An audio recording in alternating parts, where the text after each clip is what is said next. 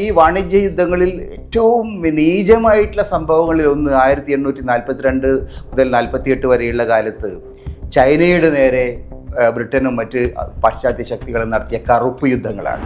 അവിടുന്ന് ഇങ്ങോട്ടും ഇവിടുന്ന് അങ്ങോട്ടും പോകുന്ന കപ്പലുകൾ തങ്ങൾക്ക് കപ്പം തരണം, അല്ലെങ്കിൽ ഈ കടലിലൂടെ സഞ്ചരിക്കാൻ സമ്മതിക്കുകയില്ല എന്നാണ് പോർച്ചുഗീസുകാർ പറഞ്ഞത്.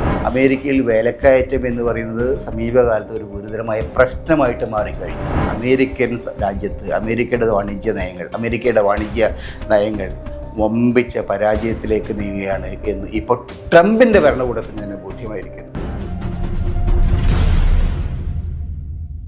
വാണിജ്യ യുദ്ധങ്ങളെക്കുറിച്ച് മലബാറിലെ ജനങ്ങൾ അറിയാൻ തുടങ്ങിയത് ഏതാണ്ട് 500 വർഷങ്ങൾക്ക് മുമ്പാണ്. അറബിക്കടലിൽ വാസ്കോഡിഗാമയുടെ കപ്പലുകൾ വന്ന സമയത്താണ്.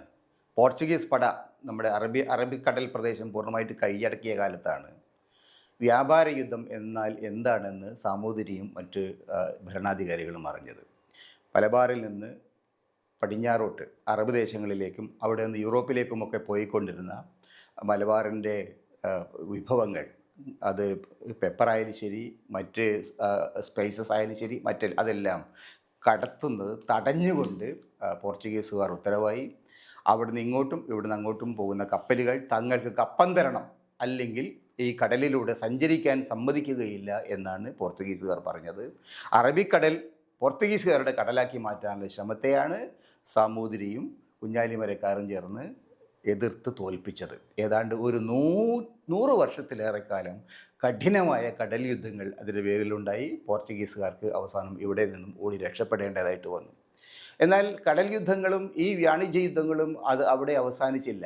ഏഷ്യയിൽ അത് തുടർന്നു വന്നു, ലോകത്തിൻ്റെ മറ്റു പല ഭാഗങ്ങളിലും തുറന്നു വന്നു. കടലിൽ ആധിപത്യം സ്ഥാപിക്കാനുള്ള പല വിദേശ ശക്തികളുടെയും ശ്രമങ്ങൾ അവർക്കിടയിൽ വലിയ സംഘർഷങ്ങളിടയായി.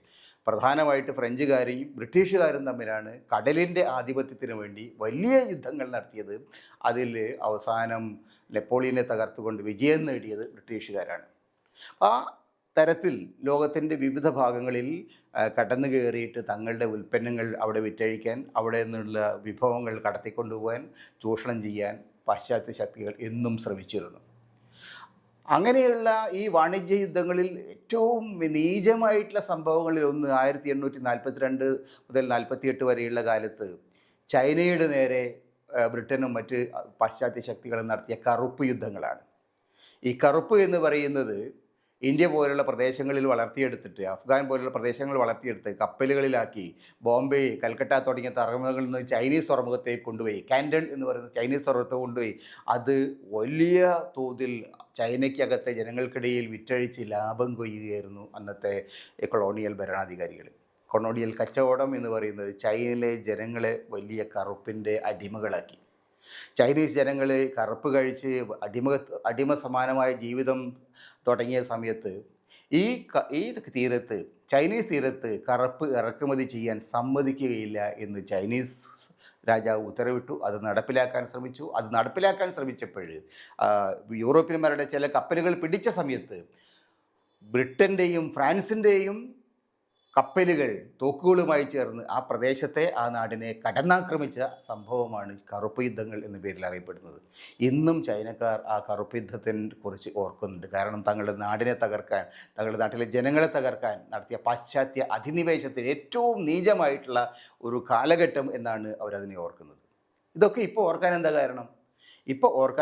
കഴിഞ്ഞ ഒരു വർഷത്തോളമായിട്ട് ഡൊണാൾഡ് ട്രംപ് ഇതേ തരത്തിലുള്ള അതിനീചമായിട്ടുള്ള വാണിജ്യ യുദ്ധങ്ങളാണ് ലോകത്തെ വിവിധ രാജ്യങ്ങളുടെ മേലെ പ്രയോഗിച്ചുകൊണ്ടിരുന്നത്. തങ്ങൾക്ക് ലാഭം കിട്ടാത്ത എല്ലാ കച്ചവടവും ഞങ്ങൾ നിഷേധിക്കും, തങ്ങൾക്ക് അടിമപ്പെടാത്ത എല്ലാ രാജ്യങ്ങളെയും തങ്ങൾ തകർത്തു കളയും എന്നുള്ള ഒരു നിലപാടാണ് എടുത്തത്. റഷ്യയുമായിട്ട് തർക്കമുണ്ടായപ്പോൾ റഷ്യയിൽ നിന്ന് എണ്ണ വാങ്ങുന്ന ആളുകൾ ആ എണ്ണ വാങ്ങുന്ന രാജ്യങ്ങളെ വലിയ അമിതമായ ചുങ്കം ചുമത്തി, പഴച്ചുങ്കം ചുമത്തി തകർക്കും എന്നാണ് അവർ പറഞ്ഞത്. ഇന്ത്യയെ പോലെ രാജ്യങ്ങൾ റഷ്യയിൽ നിന്ന് എണ്ണ വാങ്ങിയിരുന്നു. റഷ്യൻ എണ്ണ വളരെ ലാഭകരമാണ്, മാത്രമല്ല അമേരിക്കൻ എണ്ണയേക്കാൾ മെച്ചപ്പെട്ട എണ്ണയാണ്. അതുകൊണ്ട് റഷ്യൻ എണ്ണ സഹായ വിലക്ക് വാങ്ങിയപ്പോൾ അവർ ഇന്ത്യയുടെ മേൽ അമിതമായിട്ടുള്ള പിഴച്ചുങ്കം ചുമത്തി, 25% പിഴച്ചുങ്കം ചുമത്തി. അതേപോലെ തന്നെ ഇന്ത്യ അടക്കമുള്ള രാജ്യങ്ങളിൽ നിന്ന് അമേരിക്കയിലേക്ക് കയറ്റുമതി ചെയ്യുന്ന സാധനങ്ങൾക്ക് അവർ പകരച്ചുങ്കം എന്ന പേരിൽ റെസിപ്രോക്കൽ ടാരിഫ് എന്ന പേരിൽ അമിതമായിട്ടുള്ള ചുങ്കനിരക്ക് 25-30% വരെയൊക്കെ. ഇന്ത്യക്ക് 25% നിരക്കാണ് അവർ ചുമത്തിയത്. വിയറ്റ്നാമിൽ നിന്ന് 30-35% വരെ വന്നു. ബംഗ്ലാദേശിൽ 19-20% വന്നു. അങ്ങനെ പല രാജ്യങ്ങൾക്കും കടുത്ത ചുങ്കം നിരക്ക് ഏർപ്പെടുത്തി. ചൈനയുമായിട്ട് ഒരു വലിയ ദീർഘമായിട്ടുള്ള ഒരു വാണിജ്യ യുദ്ധമാണ് അമേരിക്ക നടത്തിയത്. ചൈനീസ് ഉൽപ്പന്നങ്ങൾക്ക് 200% വരെ ചുങ്കം ചുമത്തും എന്നാണ് അമേരിക്ക പറഞ്ഞത്. ചൈന അതേ മട്ടിൽ തിരിച്ചടിച്ചു. അമേരിക്കക്ക് അതേ മട്ടിൽ ചൈനയിലേക്ക് ഉള്ള ഇറക്കുമതിക്ക് അവരും ചുങ്കം ചുമത്തി. ഒരു വലിയ യുദ്ധം ആരംഭിച്ചു.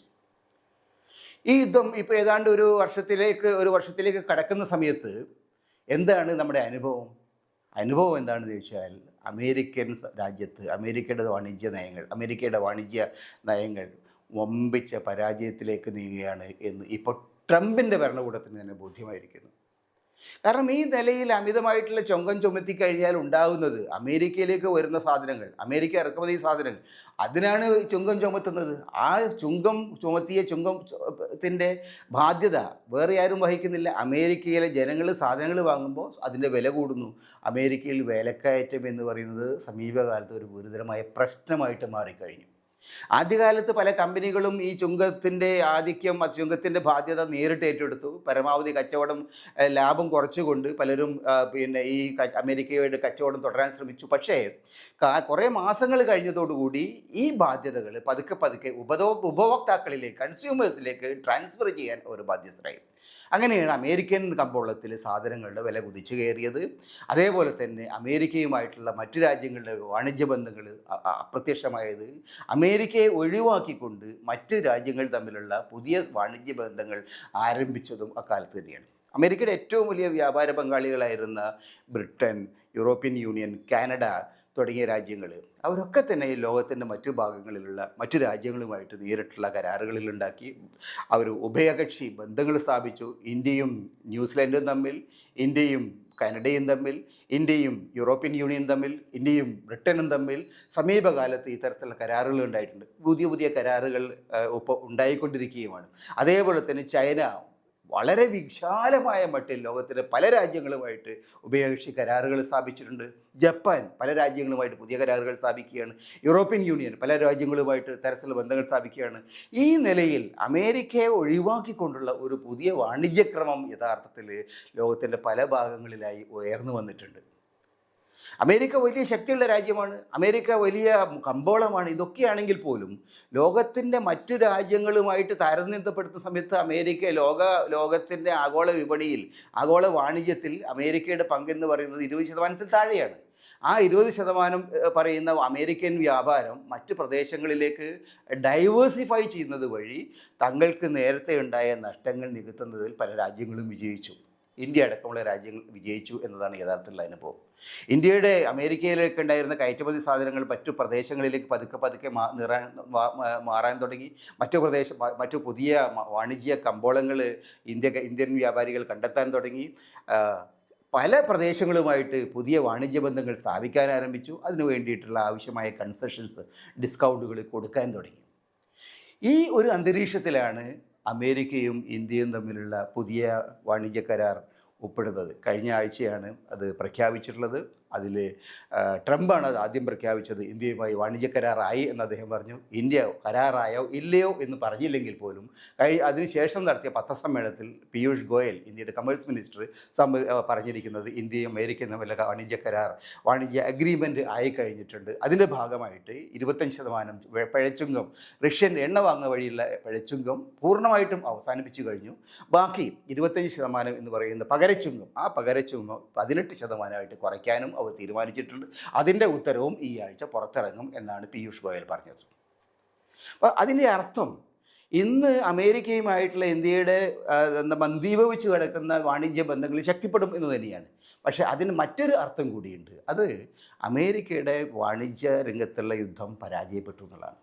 ലോകത്തെ തകർക്കാൻ, ലോകരാജ്യങ്ങളെ തകർക്കാൻ തങ്ങളുടെ എതിരാളികളായിട്ടുള്ള ചൈന ആയാലും ശരി, റഷ്യ ആയാലും ശരി, ഇറാൻ ആയാലും ശരി, ആ രാജ്യങ്ങളുമായിട്ട് വ്യാപാരം നടത്തുന്ന, വാണിജ്യം നടത്തുന്ന, ഇടപാടുകൾ നടത്തുന്ന എല്ലാ രാജ്യങ്ങളെയും തങ്ങൾ ശിക്ഷിക്കും എന്ന അമേരിക്കയുടെ ഉങ്ക് ഇതോടുകൂടി അവസാനിച്ചിരിക്കുന്നത്. അതിൻ്റെ കൂടി ഫലമായിട്ടാണ് ഇപ്പോൾ ഇറാന് നേരെ അതിശക്തമായ ആക്രമണം നടത്തും എന്ന് പറഞ്ഞുകൊണ്ട് കപ്പൽപ്പടയെ അങ്ങോട്ട് അയച്ച ട്രംപ് ഇപ്പോൾ അവരുമായി ചർച്ചയുടെ കാര്യം ആലോചിച്ചുകൊണ്ടിരിക്കുന്നത്. കാരണം അമേരിക്കയ്ക്ക് ഒരു ലോകയുദ്ധം ഒറ്റയ്ക്ക് താങ്ങാനുള്ള ശേഷിയില്ല എന്ന് അമേരിക്കയിൽ ചിന്താശേഷിയുള്ള എല്ലാവർക്കും മനസ്സിലായിട്ടുണ്ട്.